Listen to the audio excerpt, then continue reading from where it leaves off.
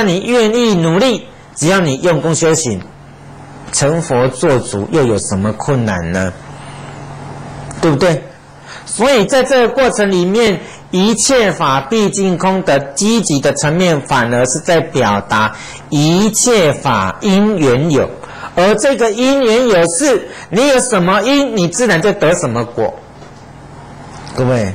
什么因自然就得什么果，就像我们说，你有布施的因，你将来自然成就富贵的果报；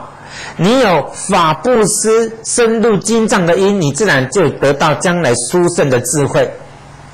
这个就是缘起的世间给我们的一个肯定的因果关系呀，对不对？因为因缘嘛，有因有缘世间成，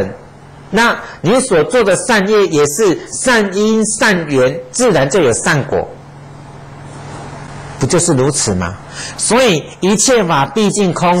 其实是更加积极的肯定缘起，更加积极的肯定因果，更加积极的肯定我们所做的一切。所以你千万不要听到一切法毕竟空，认为什么都空，善也空，